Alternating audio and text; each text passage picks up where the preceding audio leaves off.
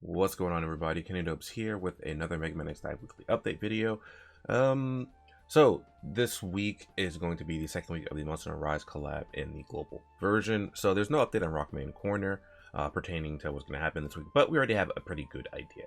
Anyway, we're going to be getting Crimson Valstrax Zero and Zinogre Iris. Alongside, we should get the new Monster Hunter Rise stage as well alongside these two. That we got in the Taiwan version. I don't remember the name of it at all, but yeah, we will get that.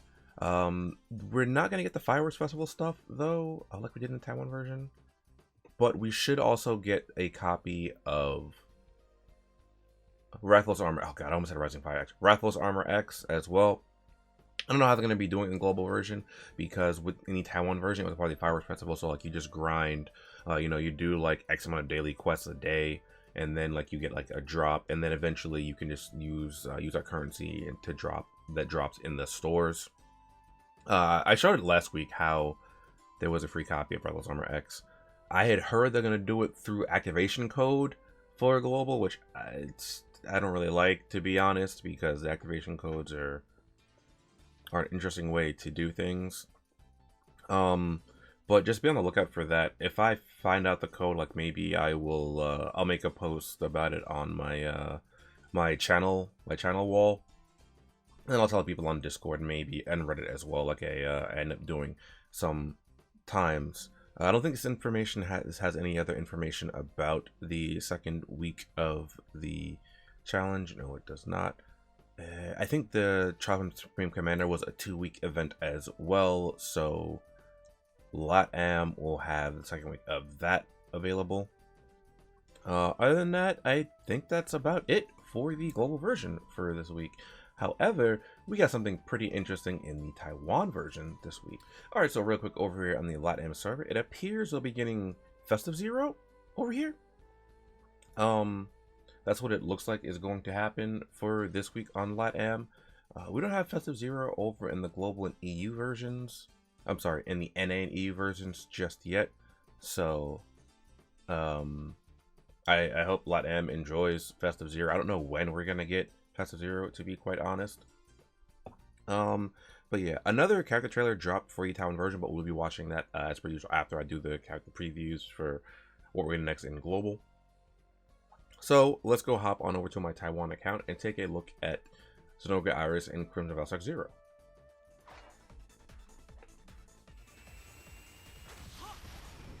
Alright, so first taking a look at Crimson Valstrax Zero, and that intro is just too good. For those of you who played Monster Hunter Rise, you already know what that's a reference to. And I really enjoy that. But yeah, let's take a look at Crimson Valstrax Zero. He's one of the units coming out this week to the global version. I'm really looking forward to that. First up, we have the Crimson Glow skill. Shoot a huge beam forward, inflicting. I leveled up this skill, so I don't remember what the base of it is. Everything attacking damage all targets in range. After a moment, the beam will spread upward once more and cause 1 time the normal damage, which is quite nice. So first up, we have the Dragon Energy Blast. When Crimson Glow hits a target and interference stats increase damage by 30%. Accelerated Impact increases the damage registrator is accelerated by 25%. And then we have Dragon Energy Aura. When Crimson Glow is activated, gain a vulnerability status preventing you from taking any damage, which is very nice. Next up, we have the Crimson Assault. Perform a dash toward the direction of the target and deal damage. Again, I leveled this skill up, so unfortunately I don't have the numbers correct for what would be the basis of this, but you don't take any damage during use. And for this one, we have Acceleration Interference. Causes an accelerated interference status when hitting the enemy or nullify newly gained accelerated status. This is the same but for defense enhancement. And again, this is the same but for damage enhancement. So Crimson Valstrax Zero is kind of about disrupting the opposition. I'm not sure which one of these you would actually want to run, because these are all pretty niche overall, but it does inflict the interference status, which is kind of what you're going to be doing a decent chunk with this character. Well, not so much that you're doing a decent chunk, but like you get some benefit from inflicting accelerated or interference. So we have Dragon Energy. Grant Dragon Energy status that cannot be eliminated every 25 seconds. When your skill hits the first target, the Dragon Energy will be detonated in place and continue to cause damage to the target that comes in contact with it. If the skill uses Crimson Glow, the effect will only be activated if the target survives after the hit, and the effect will be ineffective after the Crimson Glow spreads upwards. So this gives you Dragon Energy. It causes explosion when hitting a target, but if you're using Crimson Glow, it doesn't like stay there for the duration of the beat. Dragon Energy Attraction. The prep time for Crimson Glow is reduced by 20%. Always good. We have Crimson Comet. When activating Crimson Glow in Dragon Energy status, it will release 7 additional energy particles that ignore terrain and have an enemy-seeking effect to the target. So it just has like additional, kind of like additional little missiles that fire out. What's that? Then we have Continuous Fire. Crimson Assault can be used again when the target is hit. This effect can only be triggered again after an 8-second cooldown. When you use Crimson Assault, reduce the prep time for Crimson Glow by 1 second. Nice. I like skills like this. It allows me to kind of rapidly use skills, and then it cools down. It reduces the cooldown for the other skill as well. Then we have Evil Star Assault. When activating Crimson Glow in Dragon Energy state, it will summon an Evil Star to burst in and deal damage to all targets in its path. When Evil Star hits, gain a preventive shield status that will prevent you from all negative status effects. Again, I wish the wording was different from preventive shield, because it's not all negative status effects, because some things pierce preventive shield now. But, you know, that's just like a little minor thing to keep note of there. And these characters released in the Taiwan version with their DNA, so I assume that will follow suit for the global version. So let's take a look at the DNA. First up, we have Dynamic Destruction. When Crimson Assault hits, it will slow the target, reduces the movement speed by about 38%, which is very, very nice. Makes things harder to get away from you, so you can close the distance much easier and just destroy them. Or like you can get away a bit easier. We have Dragon Energy Activation. Dragon Energy status wait time is shortened. It can be activated every 20 seconds or 25 seconds. When defeating a target with a weapon or skill, recover HP equal to 17% of the attack. This effect can only be triggered once more a 5-second cooldown. I like this skill a lot. This is very good for PvE. So it gives you a bit more survivability there. It's decent for PvP as well. Like, it's not as good because you won't be killing things as quickly. You won't really need to be replenishing energy as quickly. But you can get a little bit of HP back, which is a bit useful. But more so, the 20 seconds on the Dragon Energy will be more useful for PvE or PvP than the healing will be. Then we have Star of Despair. When activating Crimson Glow, it will cause explosions along the laser trajectory, causing damage to all targets in range. So the Crimson Glow gets another boon with this, so now it deals even more damage because of the explosion, alongside the extra little tracking fireballs it shoots out as well. And then for the interference status here, I guess I gave it away. For the unique random DNA here, we have Scourge. When causing interference status or hitting a target in interference status, remove all positive status. This effect can be triggered again after 8-second cooldown. So with this, this allows you to just cleanse all of their debuffs, or cleanse all their buffs when inflicting interference or hitting them while they're in interference. So it didn't seem like this was too good at first, like any of these were too good at first. But because this inflicts interference status for you, you can use this to nullify all of their buffs or dispel all of their buffs, which is quite nice.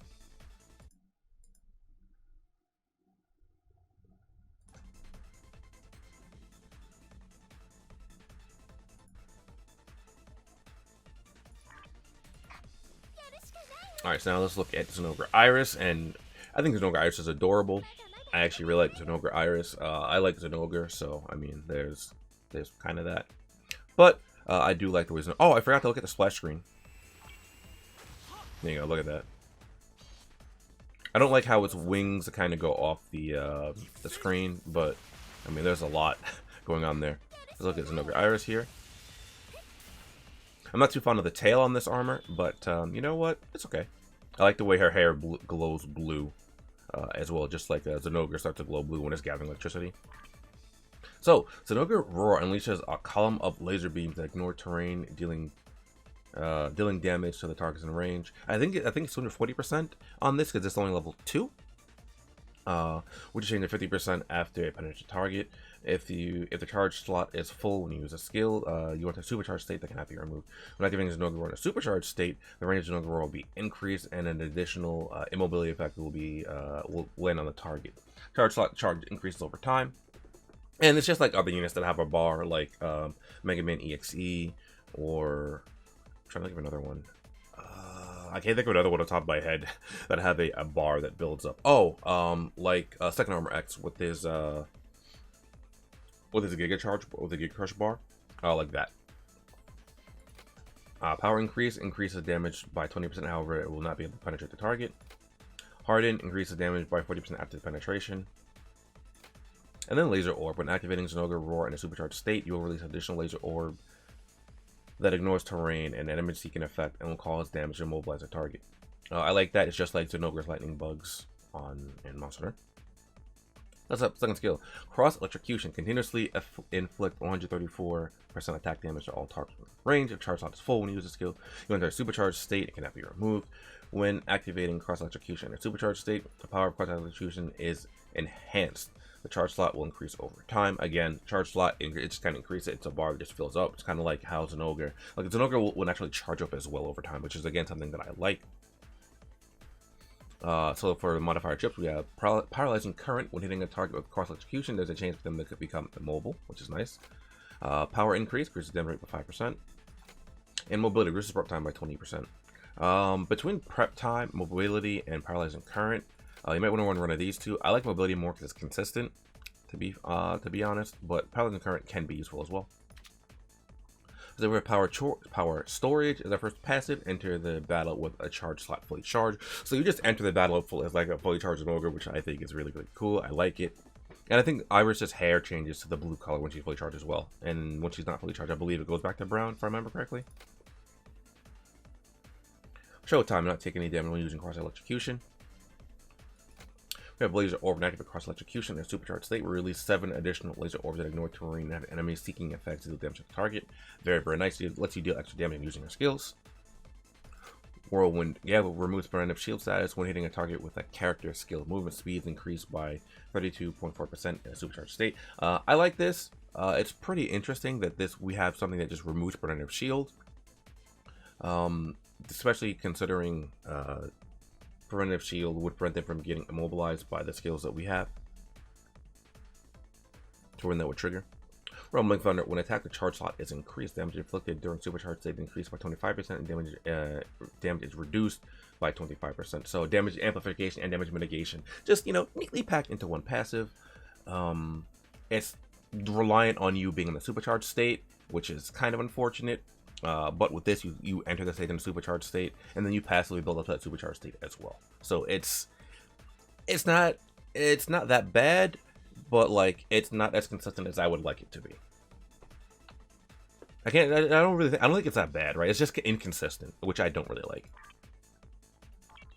For the DNA, we have increased natural energy speed of charge slot by 25%. Great, fantastic. Increases the charge speed, which is exactly what you want to have. Again, these two drop with DNA in the Taiwan version, so I assume they're going to drop with DNA in the global version. Laser Flash, the number of laser orbs released by cross electrocution is increased to 5, so it goes from 3 to 5, which is nice. So more opportunities for damage there. And then Howling at the Moon. The acceleration effect of Whirlwind Gale is increased by 25%. After the supercharged state is over, defense is strengthened and damage taken from attacks reduced by 40%, which is actually very, very nice as well. So, because you're going to enter the stage with the fully charged state, that is very, very nice. So once you leave that state, you will get a 40% damage reduction as well. I don't know how long the 40% damage reduction lasts though, because obviously I don't have it unlocked because of our system 5-star. But just having the 40% damage reduction is very, very nice. I assume it only lasts a few seconds, like maybe like 3 seconds or so, but I'm not sure. And for the unique DNA over here, we have Immobilize Response. When you are in a mobile state, reduce damage take by 16%. That's cool, but I would like something a lot better than that. It's not bad. It's one of those more situational niche things But when it comes in handy, it'll probably come in handy because reduce damage by by nearly 20% just by itself, since you can't do anything else while you're immobilized. And combined with Iris's inherent defenses, you know, whether you're in or out, whether you've just left the supercharged state and you have your full DNA, or maybe you're in supercharged state, you take less damage. I would just rather prefer like something else, like maybe like Player Sentinel, to be honest, over that, because that would be consistent in PvP. That's just me personally. I don't really like that one all that much. Or maybe if this was like when you're attacking someone that is immobilized, increased damage, you dealt by 16%. That one I would just really like. But yeah, I don't really like that all that much. But that is it for Zinogre, Iris, Crim, Devastic Zero. Neither one of them has cards specific to them. So we're going to jump right into the trailer for the next unit that's coming out in the Taiwan version. Okay, so here we are ready to look at the trailer. I'm pretty excited about this one. A little bit iffy on it though. Like, I like this character, but well, let's just play the trailer and I'll talk about it a little bit during that. So yeah, let's go. I'll turn this down a lot. You can see it's Shadow Armor X, which is pretty cool. My only real issue with Shadow Armor X is that he was really underwhelming in the game in X6. So he has a Giga attack, okay, I like that. Well, it's not like he has much else going for him that he could do, but it's a shield as well. When we attack the nose terrain. Ooh, okay, so that's what they go for the that. Oh, it's not even a charge shot. It looks like. Ooh. Oh, you could actually hang on the ceilings as well. Oh, you don't get hurt on. Oh, okay. Ooh, that's very interesting. He's a Dye Festival unit.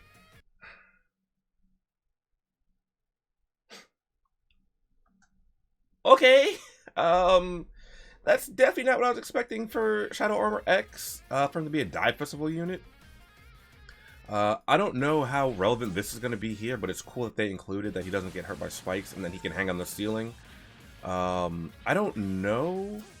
So I thought this ceiling was going to be like a, maybe like one of his skills, like he jumps up to the ceiling and then latches onto it and then like fires down some shots or something.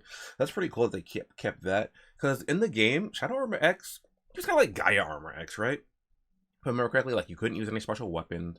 He didn't really have a whole lot of utility going for him in terms of like what you could do, because you couldn't use special weapons. But what he could do was very interesting. Like I say, he gets stuck to the ceilings. Like when you wall slid, I'm pretty sure he could hold his place on the wall, if I remember correctly. But I do like the way he's looking so far. I don't know if I want him as a Dye Festival unit though. Long range attack ignores terrain. And causes defense weakened state, which is good. Defense crush with Shadow Shot. We already had the Shadow Blade Buster, which was Shadow Armor X's Buster. Pretty cool. Let's look at the Giga attack one more time. The damage to floor your enemies and causes terrain ignoring what? Ingitsurin? I don't know what that means. I guess just the blades. Hold on. Is that what bestows him the shield? I'm trying to see if that... Yeah, okay, that gives him a shield. I don't know if that's a modifier chip or if that's a passive, though. Okay. And his shot doesn't seem to...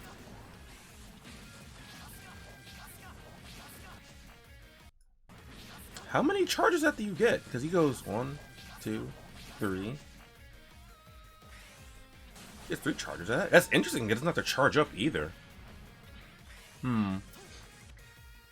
It's actually very, very interesting. I'm kind of curious about this. The only thing I was kind of ambivalent about with Shadow Armor X is, well, one, he's a Dye Festival unit. I didn't think he'd be a Dye Festival unit. This is not something I expected. I always thought he'd be a regular unit, but I thought maybe Shadow Armor X is more popular than I thought he was, because I was expecting... I thought maybe we get like Blade Armor X, something from X8 before we got Shadow Armor X. So maybe that's just me like being unaware of how much people like Shadow Armor. Like don't get me wrong, I like Shadow Armor X as well. But I thought we would get something else before we got Shadow Armor X, to be quite honest. Don't know if I'll pull for him. I might see what's next week first. Not entirely sure about that. Also, I need to take a look at his kit to see if I actually want him as well before I get into that. But yeah, that's gonna be it for this update. Let me know what you guys think down below about Shadow Armor X, or what's coming to your servers. Would it be Festive Zero? I believe that's Festive Zero anyway. I could be wrong. Or Zinogre Iris or Fast Armor X. Me being a big Monster Hunter fan, I will definitely be pulling for the Monster Hunter units because one, I like Monster Hunter, and two, I enjoyed using them on my Taiwan account. Although I didn't really get to use them all that much, just yet. Like, I still have them. I just haven't like fully built them up because I don't pull that often, so it's hard for me to get to things to 5-star. But yeah, like I said, let me know what you guys think, and I'll catch you guys next time. Later.